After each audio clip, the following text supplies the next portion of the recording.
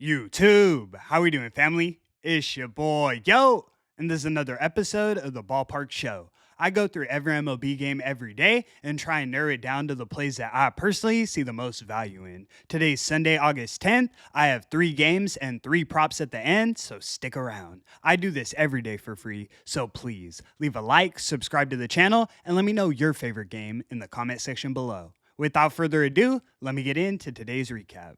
Recapping yesterday, we dropped our highlighted play of the day. We took the Detroit Tigers laying 1.5 runs against the Los Angeles Angels. I thought Kikuchi would have a tough outing. It wasn't his best, but Charlie Morton's the one who ended up selling. 6 earned runs, 2 bombs to Joe Adell and Taylor Ward. Final score was 7-4 Angels. We're now 7-6 on all highlighted plays in August, but I got a big one. 3 highlighted plays for today. Not my favorite card as a whole, but I love these 3. Without further ado, let me get into today's games. In our first matchup, we have the Houston Astros in New York taking on the New York Yankees. Yankees are minus 213 on the money line, and the total is 9 runs. On the mound, we have Jason Alexander going for Houston, and we have Max Fried going for New York.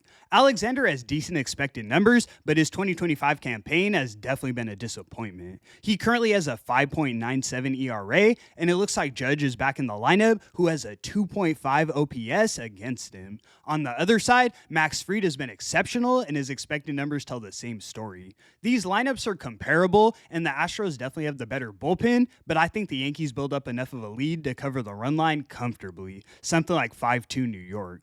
I don't blame you if you want to isolate it to the first 5 innings, but we're taking the Yankees laying the 1.5 runs. You can find it for even money as our first highlighted selection. Let's move.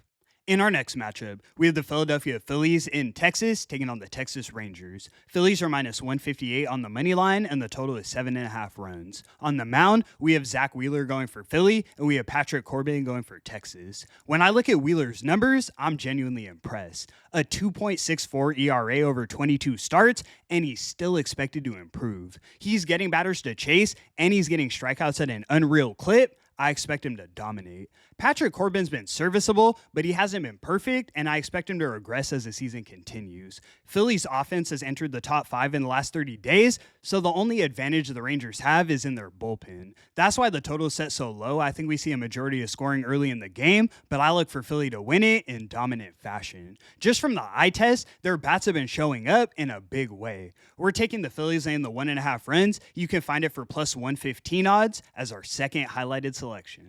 In our last and final matchup, we have the Washington Nationals in San Francisco taking on the San Francisco Giants. Giants are minus 157 on the money line, and the total is 8 runs. On the mound, we have Mackenzie Gore going for Washington, and we have Justin Verlander going for SF. You guys already know in 2025, Verlander's been miserable. 1-8 record with a 4.69 expected ERA. Gore's record isn't much better, but he definitely has the better numbers, both current and expected. Washington's offense has definitely been quiet. They're the worst in the league over the last 30 days, but what better spot to wake up than against Verlander? When I look head to head, the Nationals have the better numbers from behind the plate, and I think they compete and win this game. We're getting a decent price at plus 122. Let's ride. We're taking the Nationals on the money line as our third highlighted selection. All right, guys, let's get into those props. We cashed yesterday. Let's keep that momentum rolling. First, we're taking Kerry Carpenter of the Detroit Tigers to get 2 or more bases. Light matchup against Kohanowitz, and he's hitting for a ton of power. Next, we're taking Jose Ramirez of the Cleveland Guardians to get 1 run or RBI. This guy does a little bit of everything to get on the board. Hits for contact, hits for power, and steals bases. Lock it in.